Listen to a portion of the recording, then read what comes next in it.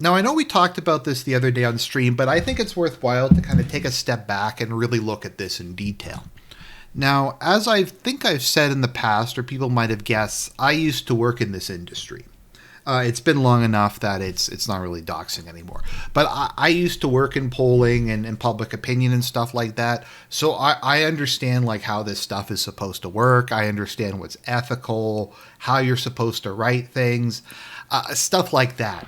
So what we're going to do is we're going to go through this. And this one actually matters because we're going to laugh at some of how it's worded, but this is being used on Twitter to justify public policy in the United States. This is being used by AIPAC. This is being used by all kinds of politicians. And this is something that happens all the time. And I think it's important for you to get a lesson in this from somebody who has an understanding of it and can explain it properly to you, because a lot of it is intuitive, but a lot of it is not intuitive. Okay, so firstly, we have the Harvard Capps Harris poll.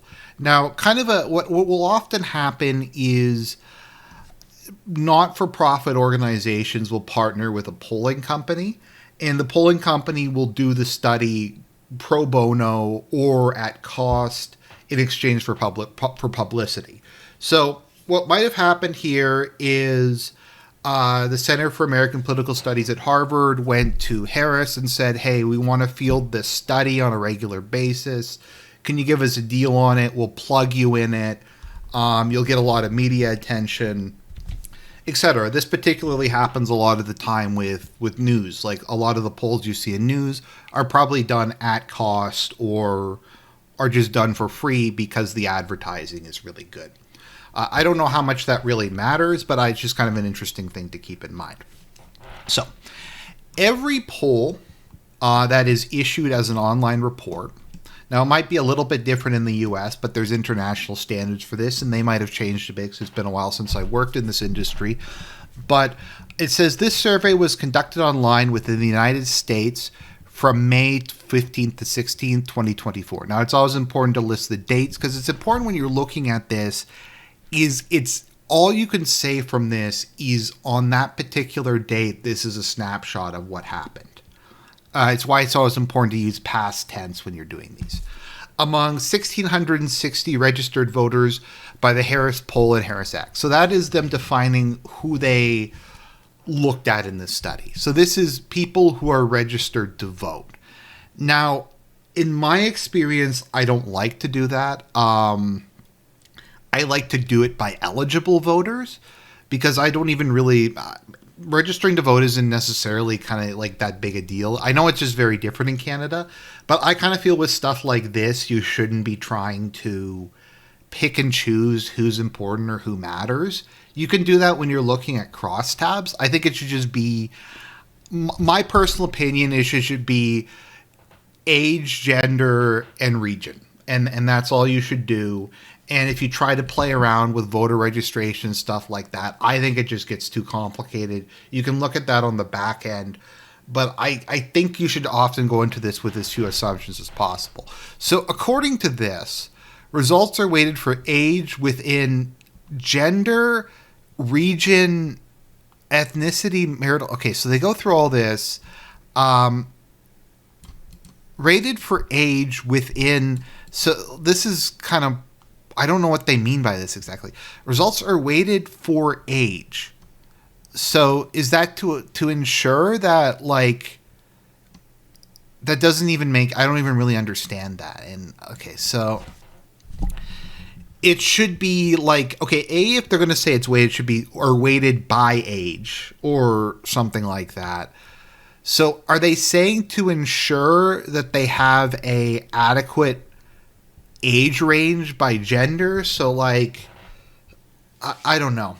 Because age, gender, and region makes sense. So let me just maybe give an example. So let's say Ontario is 40% of Canada's population. There's 10 people in Canada. That means that 4 of the people ideally that you're surveying should be from Ontario. If Ontario is 50% male and 50% female, it means ideally you should have 2 males and 2 females from Ontario. And then if we want to go into age group. The point is the sample should, as close as possible, represent the population, and where necessary, you have to do some weighting.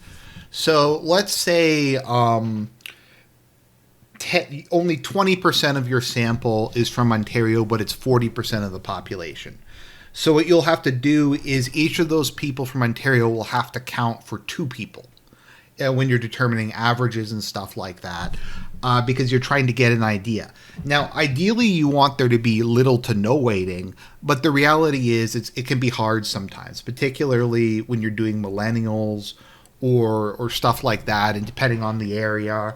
Like if you're having to get people, I don't know if they did this by state or by region or something, but like getting a balanced sample from Nebraska or something is probably going to be pretty rough. But they add all this other stuff in. So household size, income, employment, education, political party, and political ideology where necessary to align them with their actual proportions in the population. I just personally don't like that. I think it should just be age, gender, and region. Because I don't think you should go into it with that assumption. I think it's something important, what I like to call a common sense check. So if you look at your study after the fact and you're like, hey, like 80% of the people in Wyoming are say they're Democrats, then you have a problem. But I don't think you should be making those assumptions. So I'm just getting on my soapbox here. Now, the margin of error of the total sample is plus minus 2%. Now, they didn't state, they didn't do this disclosure properly. It should be 2% X number of times out of 10. So the standard in the industry, for the most part, is 95% of the time. So what margin of error is they are 95% certain, or if you were to do this study 100 times, 95 out of those 100 times, the answer to this would be between 56 and 60. So whenever you hear polls are within a margin of error, if Trump is like at 50 and Biden's at 51, that's basically a statistical tie because there's margin of error. Trump could be anywhere from 48 to 52, and Biden could be 49 to 43. Or 53. You get what I'm trying to say. You get what I'm trying to say is that once you get to like 1 or 2%, it gets very like, it's basically a tie. That's one of the issues a lot of people have with states. And when you look at polling post-election, polls are actually often more accurate than you might think they are. The issue is more that they're within the margin of error. And the margin of error can get stretched. So if like one goes up 2 and one goes down 2, you can go from 2 people being in a statistical being at 50% to one getting 48 and one getting 52. The poll was still accurate. It's just they're not really reporting it properly. So you're supposed to say what percentage of it is, because if you reduce the percentage of the time it's like that, you can reduce the margin of error. So we will take a look at this, although this is 95% because this is it. So they claim it's 2%. Now, this is one that I like to use. Generally speaking, the higher your sample size up to a certain point, the more accurate your study. Generally speaking, 500, 750, 1250, 1500 are logical ways. Like, let's just look at this for the sake of argument. So at 500, it's plus or minus 4.4%. So for a lot of things to get a broad idea, that's perfectly fine. If we want to go to 750, it goes to 3.5, 1,000, 3.1. You may notice that you're getting diminishing returns here. Past a certain point, it doesn't add anything additionally. So like that's 2.4. If we were to do this, it would go down to 1.9. Despite doubling the sample. If you were to do this to like, okay, well, you get what I mean. You get diminishing returns after a while. You actually run into issues where if the study is too big, because then it's very hard to sample properly. It's not a sample; it's a census. So I just said 100 million. It doesn't really matter. Like past, I think it's 100,000 or something like that. Like let me put this down to 1 million. Yeah, it's like it's not a relevant difference. So according to their own methodology, this is 2.4%. This is not 2%. So they're just rounding there, and that's a pretty large round. If that was slightly higher, then they would have to round that up to 3%. I think you should always at least add the 0.4 or whatever. So automatically, I don't think this is a very good exposure. Another thing to keep in mind is they are claiming that you cannot provide a margin. Now, this might have changed since I used to work in the field, but you can't provide a margin of error for an online poll because it's not a random sample. A random sample would be you go into a phone book, you just randomly call people until you get the number of responses that you needed. These are done with online panels. So what online panels are, and you've probably seen all kinds of ads and invites to them. Now, they will have a couple 100,000 people from all different racial groups, age, gender, all that stuff. So the idea is if somebody wants something, like let's say a cell phone company wants to target millennials, so like, I don't know, 18 to 34 or whatever however you want to define that particular group, you can ask them for that, and then they will send out invites to all of those people. And they have all that information. It's very quick. And because they pay people who take part in the panel, you can be sure that the sample will get done. And that's a lot cheaper, even if you're paying each person like $4 or $5, than getting people to just call, like paying people to call for hours. Also, people will not do long studies over a phone. You can do much longer ones in this format. The point is, though, that it's not considered a random sample. So you can't say this, actually. You're supposed to say online samples are not, should be considered to be random. A random sample of this type would have a margin of error of +2 -2. So you also have to always have who commissioned the study. So I hope that part makes sense. So let's go into this. Now, I'd like to note that this is the default in Excel. So this is like if you just go into Excel and you hit format table, this is the default that you will get. So most companies try to have like custom colors. Like I would think because their color is like, I don't know if that's navy blue or purple and white, they would try to make it that color, but they just didn't want to, I guess. So they didn't bother to do that. It's important to do. So whenever you're reading a poll, what they're supposed to be doing is the question should always be at the bottom of the page. It should, generally speaking, there is a caption up here that is meant to be descriptive, and then the actual question is down here. And these are normally the responses that are given. Now, something you're supposed to do, which I note they didn't do here, is you're supposed to include the number of respondents. That is the number of people who answered a question. Now, that gets important because if you're, say, removing... So let's say you have 100 people who do a study, and 30% of them say, I'm undecided voter. And then you ask the undecided voters, well, who are you leaning towards? Then the number from that should be like 30. Basically, it's an indication that they've filtered and not everybody's being asked this question or everybody's being asked this question. And it's just important because that can really show if it's a subsection or not. So, yeah, we have this. I don't really like this. I find this hard to read. Going back that far, I think is kind of unnecessary. I guess this kind of makes sense. I don't know. I don't like the aesthetics here. I'd say physiognomy check, but this isn't physiognomy. Okay, so let me just see here. What is this? 1 in 3.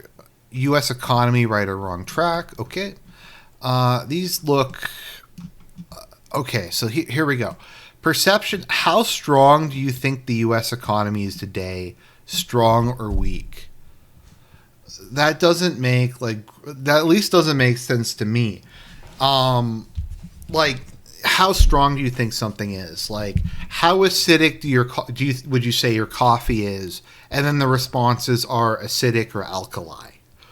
Or how hot is your hot chocolate? And then the response is hot or cold. Like, it's a leading question. Also, it just doesn't make like grammatical sense. Like, if you ask somebody how strong do you think the economy is, do they say weak? They wouldn't say weak. They'd say it's doing bad, or I think it's weak, or something like that. So, like, a better worded question would be, how would you say the U.S. economy is? And then you'd say strong or weak. Would you say that the U.S. economy is currently strong or weak? And then that's where it's poorly worded. I don't really. It doesn't really make sense. Okay. Almost 1 in 2 voters say their personal income has gone worse. Would you say your personal situation is improving or getting worse? See, I don't like it when you use two different. I don't know. Improving or getting worse, just, I don't know. It doesn't really. I prefer, if possible, you can use something on the same scale, like agree, disagree, important, not important, positive, negative. I think better, worse would be better here, because I think people understand that better. Improving or getting worse kind of sound like different scales, and it's very important to try to keep things on like the same scale, because otherwise it starts to get confusing. Like, you start mixing Celsius and Fahrenheit or feet and meters and stuff like that. Better, worse is a yes, no. Improving, getting worse is not. And then there's just as well off. And then that's not even mentioned in the question. So I don't know. No opinion was removed as a response option. Okay. So, but we're going to leave it on there for some reason. Do you think your personal economics right now are excellent, good, fair, or poor? What kind of language is that? Do you think your personal economics right now are excellent, fair, good, or poor? Like, did a human write this? Shouldn't it be, do you think your personal economic situation right now is excellent, good, fair, or poor? Like, who writes this way? Do you think your personal economics right now are excellent, good, fair, or poor? Maybe I'm just, I don't know. Maybe I'm too low IQ. I have a master's degree, but I might not. And people say, well, Argent, you misspell stuff all the time and you have grammatical errors and stuff. And it's like, yeah, but A, this isn't my job.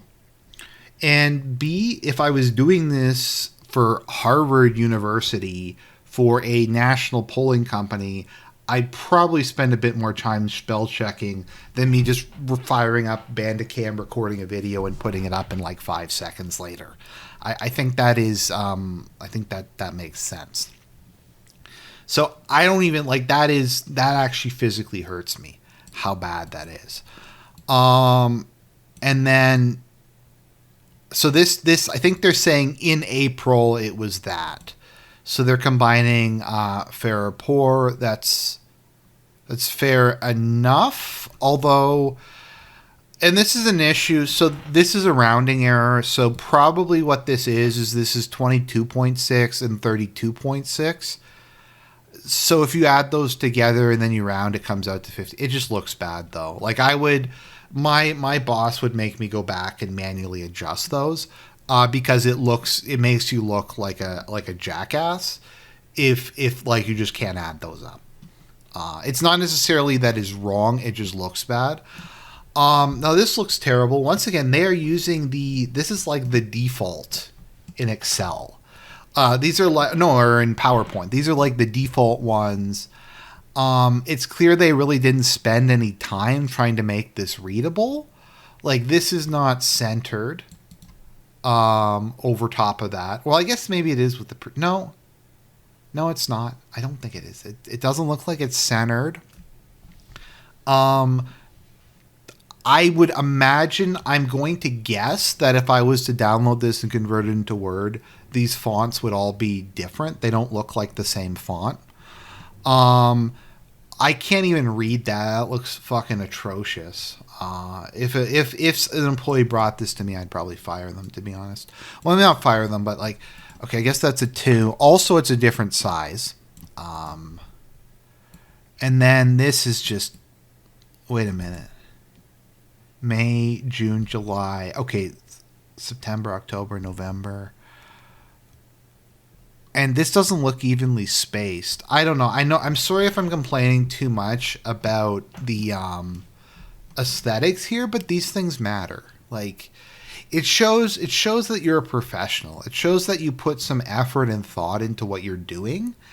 And if the people can't be bothered to like make sure the font is the same, is consistent, why would you take anything else they do seriously? Like, I find this hard to read myself, but I'm sorry if I'm digressing a lot here, but it irritates me.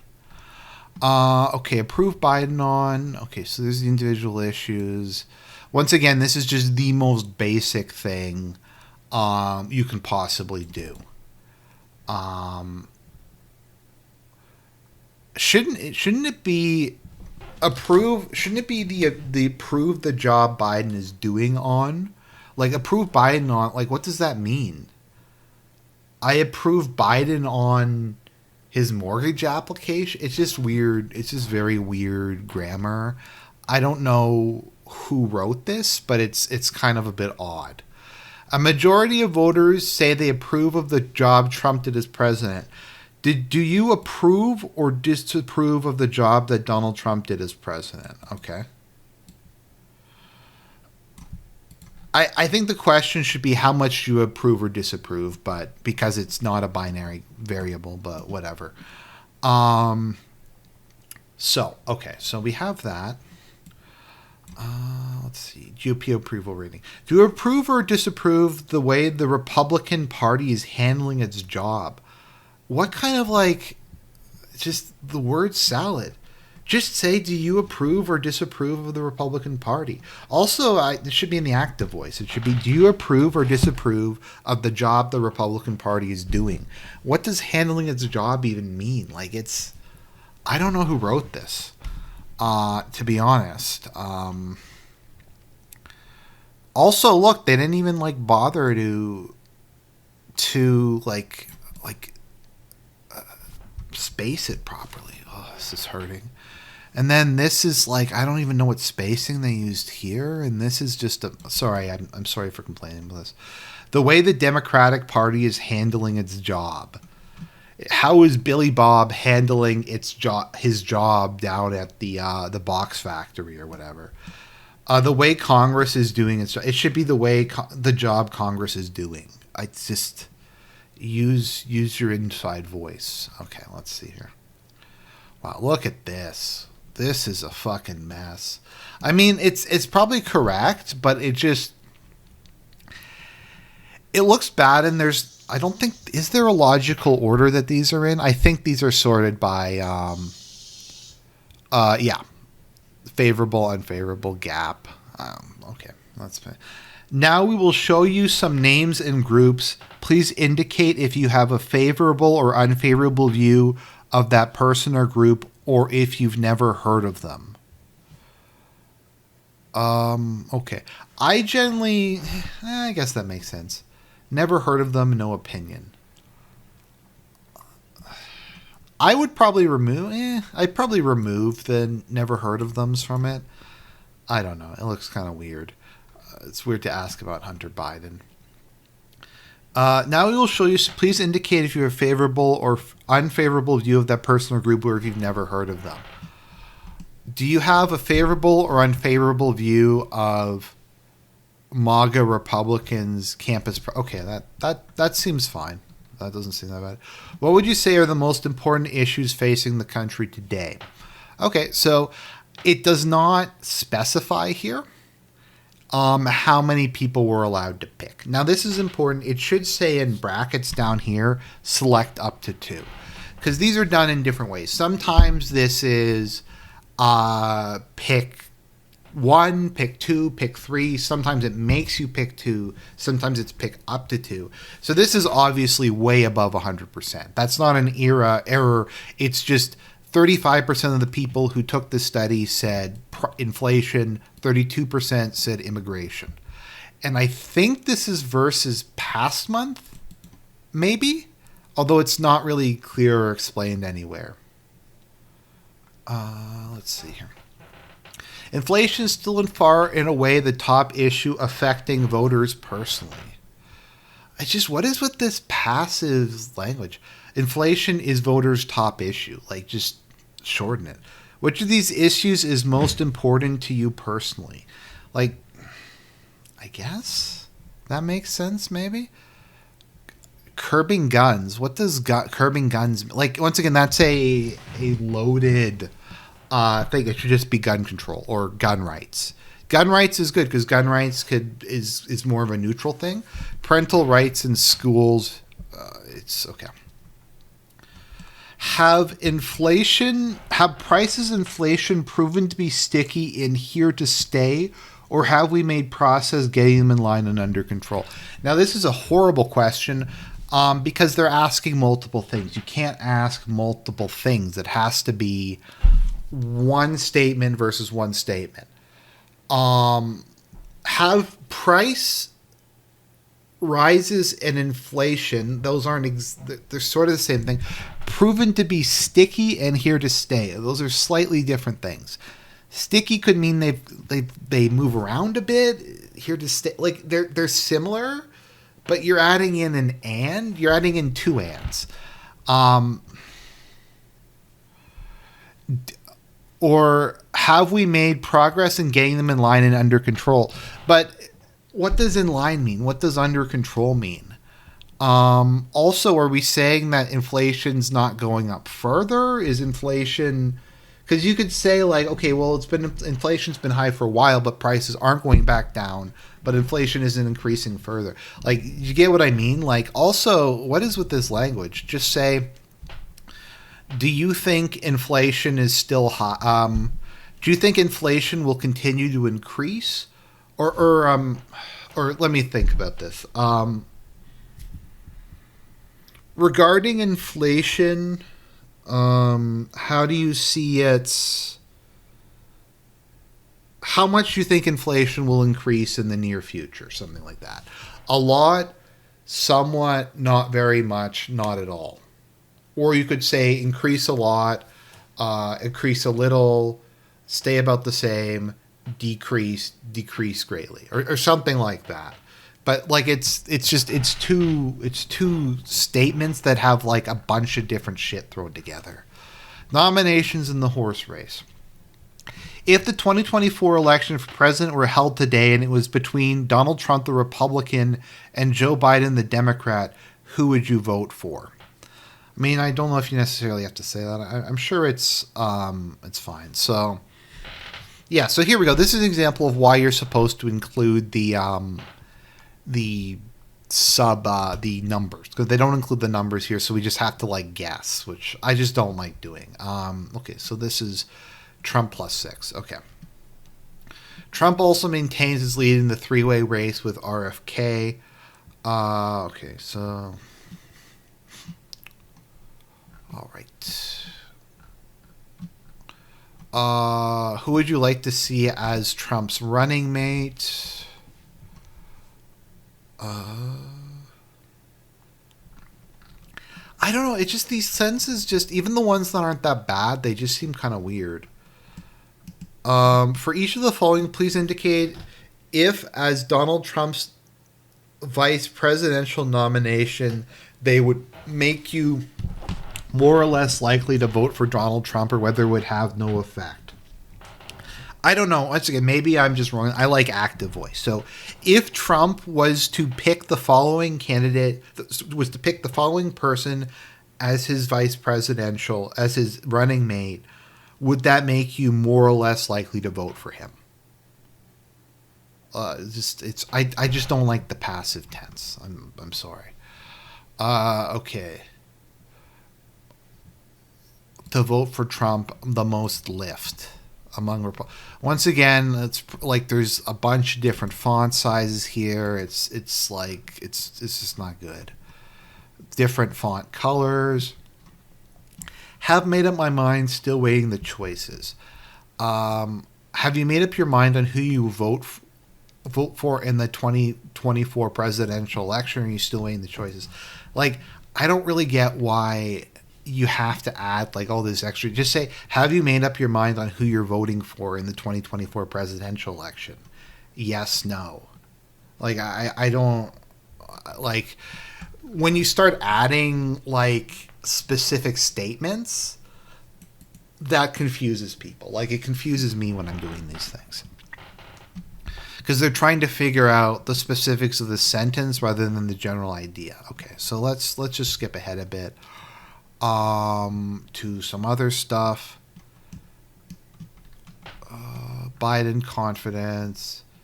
Is Joe Biden mentally fit to serve as president of the United States, or do you have doubts about his fitness for office? Do you think Joe Biden is showing he is too old to be president, or do you think he is showing he is fit to be like, what is this? Show he is fit to be president. Like, the thing is that this is not an AI, because I use an AI sometimes for like proofreading. AIs write way better than this. And this is supposed to be Harvard who wrote this. This is supposed to be some Ivy League student allegedly wrote this. Like, once again, it's too complicated. Just say, do you think Joe Biden is mentally fit to be... Do you agree or disagree that Joe Biden is mentally fit to be president of the United States? Done. Do you agree or disagree that... Do you agree or disagree that Joe Biden is too old to be president of the United States? Done. You don't have to add all this other just shit in here. What does showing he's too old mean? Showing he is fit to be... Once again, there's no middle option. These are not like...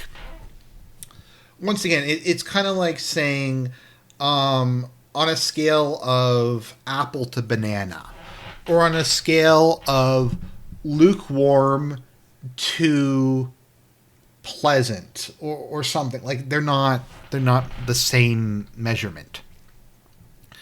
Okay, let's see here. Do you think Biden is improving as a president, getting worse, or staying the same? Okay, well, I guess it's just so weirdly... Are President Biden's public lapses, if any, more or less frequent these days? There's no option that he doesn't have? What? Is electing a president who raises questions about age, failing memory, or lapsed concentration... Is electing a president who raises questions about... Shouldn't it be about their age, failing memory, and lapsed concentration potentially dangerous for the country, or such fears overblown politically?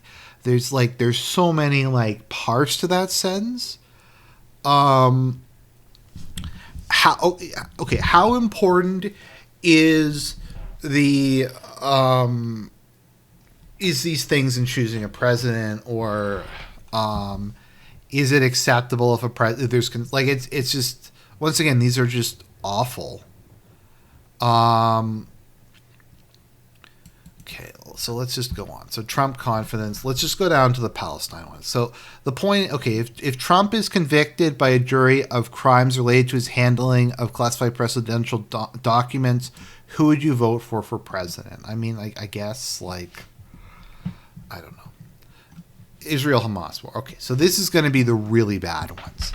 How closely are you paying attention to the Israel Hamas war? I guess that makes sense. It's just kind of a weird... How close are you paying attention to the... Okay, I guess that's fine. Look at that, though. That looks like that's cut off. Like the... Yeah, it's definitely cut off. Or there's some kind of weird... I don't know. All right, so let's see here. Okay, so in this conflict, do you support more Israel or more Hamas? Do you more support Israel or more support Hamas? Like, it's just, I don't get the wording here. Do you support Israel more or Hamas more?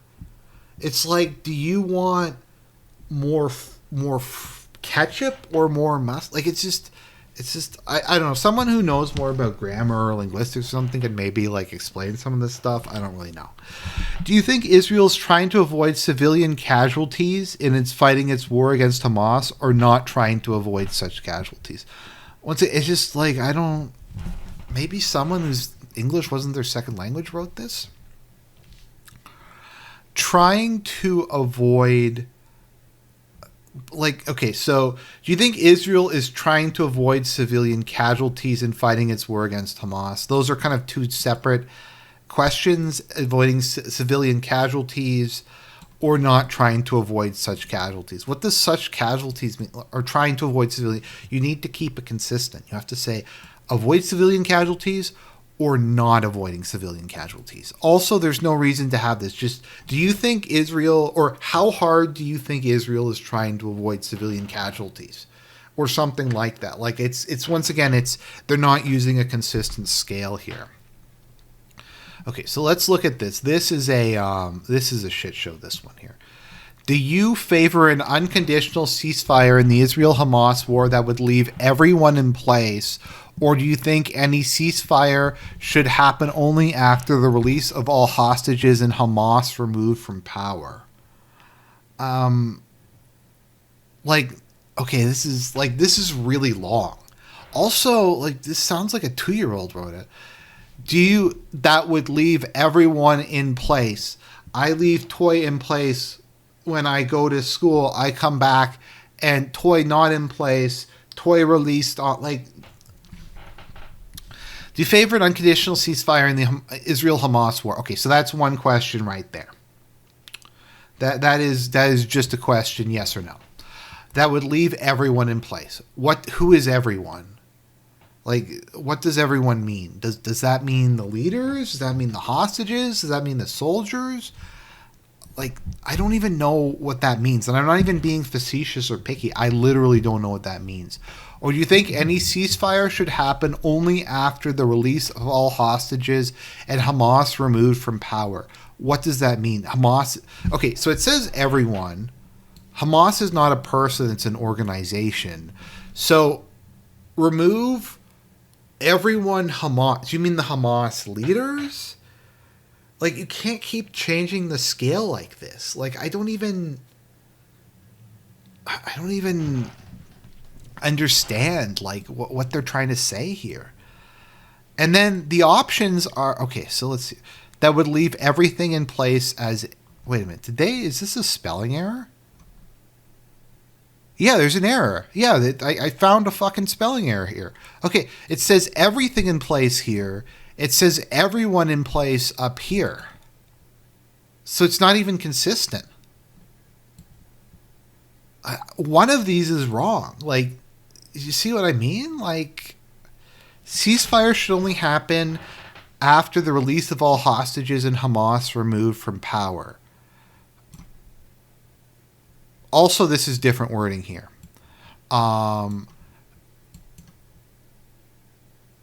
Being removed from power and Hamas removed from power. Like, so they changed the wording in the answers. I don't know why, but... Like, this is just such a complex question. I don't know. If you're going to do this, you have to try to do it. So, like, an example of a question like this would be, some people say that paying more taxes, that it is worth it to pay more taxes in order to provide better services. Other people are willing to sacrifice the quality of services in order to pay fewer taxes. Which position is closer to your own? You have to try to present it like it's just that. Do you think there should be an unconditional ceasefire even if it resulted in Hamas remaining in power and the hostages not being released? Or do you think Israel should continue the war until the hostages are released and Hamas has been removed from power? It's just, I don't know. Hamas should be removed from Gaza, but divided as to whether Israel, Palestine, or a new authority should administer the area. I thought Palestine didn't exist. Should Hamas be allowed to continue to run Gaza, or does Hamas need to be removed from running Gaza? Once again, these are not binary. Allowed to continue running Gaza. Removed from... Okay, because... I don't know. It's just very strange. Allow and remove are not like a binary variable.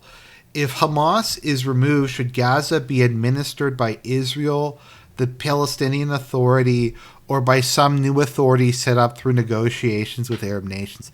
What the fuck does that even mean? I don't even know what that means. A new... Okay, so here, this is I think the most dishonest one. Should Israel move forward with an operation in Rafah to finish the war with Hamas, doing its best to avoid civilian casualties, even though there will be casualties, or should it back off now and allow Hamas to continue running Gaza? It's like, do you want to divorce your wife and let her take your house? Or do you want to kill your wife? It's like that. It's a loaded question. It's a leading question. It doesn't even make sense. I don't understand. It's making the assumption that you have to, you could say Israel believes that in order to finish the war, it must invade Rafah. Even attempting to, I don't know. I think it's too specific and too detailed to really ask a yes/no question on this one. Also, what is with this colloquial language? Back off now and allow Hamas to continue running Gaza.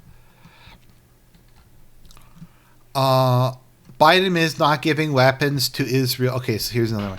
President Biden has said he will not provide weapons to Israel if it moves forward with a military operation in Rafah. Do you think such statements mainly embolden Hamas backers like Iran to continue the war and violent actions, or are they serving to end the war by preventing Israel action against Hamas?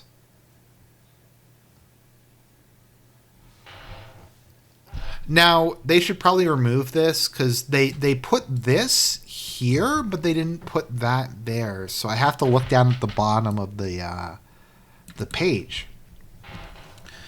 So, mainly embody... Okay, so if it moves forward the military operation in Rafah, okay.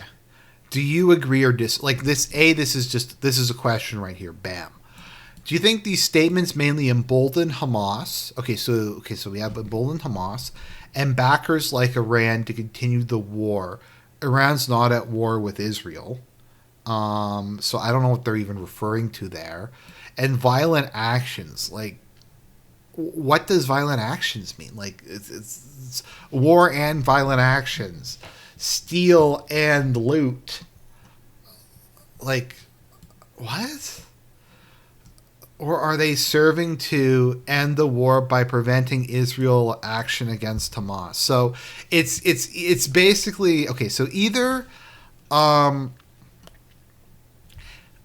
there's two negatives. There's two negatives here. Do you think that this emboldens Hamas, or do you think this makes Israel lose? It's literally tells you, heads I win, tails you lose. Does this make Hamas win, or does this make Israel lose? That is what the question is.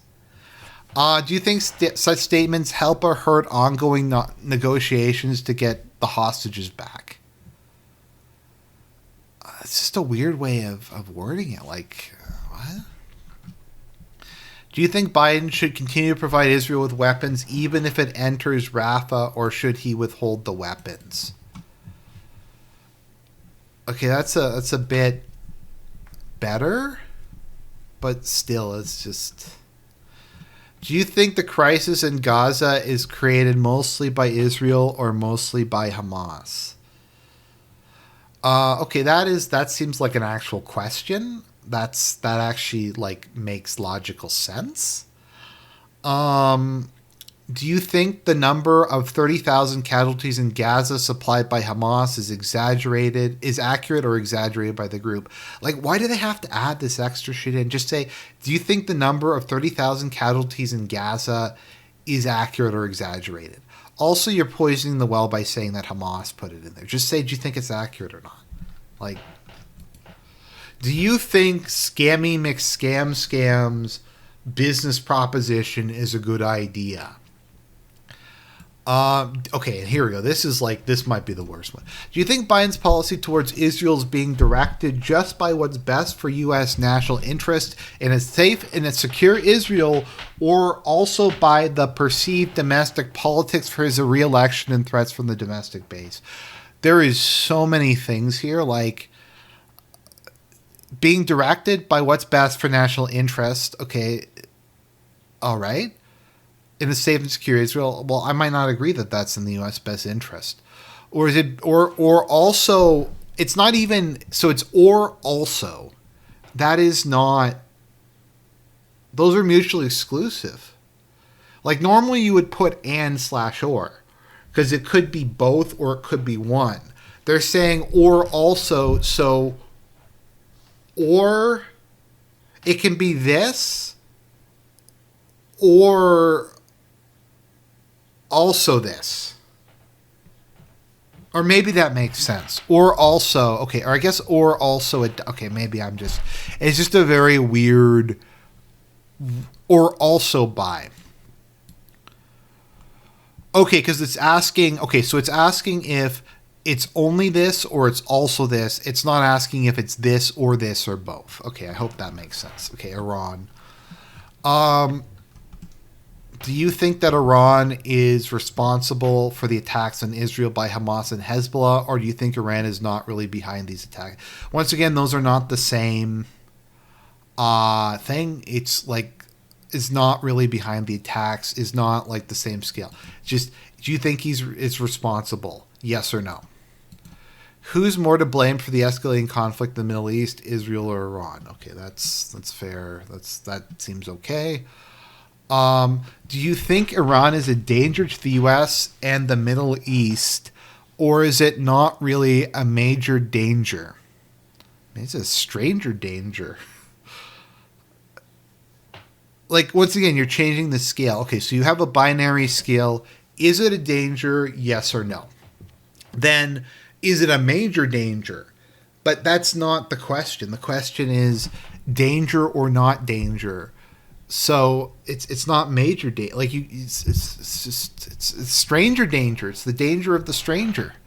Do you think Iran should be allowed to have nuclear weapons, or that it must be stopped from having nuclear weapons? Just why do they need this? Just, do you think Iran should be allowed to have nuclear weapons? Like, don't. Why does this have to be a run-on sentence? Should the U.S. sanction Iran oil to block it from the market, or should it continue to let Iran sell its oil? It's just such a weird way of wording it. Should the U.S. sanction Iran oil to block it from the market? Should the U.S. sanction Iran to prevent it from selling its oil on the market, or no, or you know what? Just that.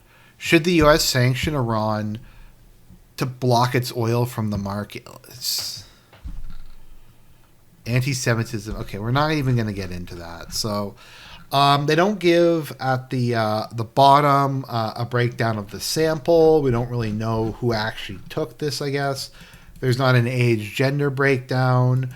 Does it even say registered Republicans or registered Democrats? No, it doesn't. It doesn't say registered Republicans. It doesn't say registered Democrats. It doesn't provide information. This is a fucking awful poll. But I went through all of this because I think a lot of people don't necessarily know this stuff. And I hope this helps you. And whenever somebody makes a claim, like, based on this, and you can look at like what it says in the top, I think it's important for if you okay, so if something doesn't pass the smell, there's a rule that I have. 9 times out of 10, poll results confirm what you think, confirm what you would expect, and then the other time they're wrong. Now that's not necessarily the case, but generally speaking, if you get something really, really weird, that's probably an indication that there's a problem, that you did something wrong or you asked the question wrong or something like that. That's not to say you can't be surprised, but it's weird to find completely different, like something not even resembling what you might expect. Also, Ron DeSantis is from Florida. He can't select him, so I don't even know why he's on that list. So does that add up to 100%? Let me just see. Does that add up to 100%? Maybe it does. I don't know. I don't feel like adding it up. So anyways, I hope you guys found this useful. Sorry if the video's a little long, but I'm passionate about this stuff. This is something I enjoy. If you want me to break down polls more in the future, or talk a bit more about the industry or some of the methodology and stuff like that, because I find a lot of people in these circles don't really have that understanding, then let me know and maybe we can do this again. But hope you enjoyed the lesson. God bless everybody and have a great day.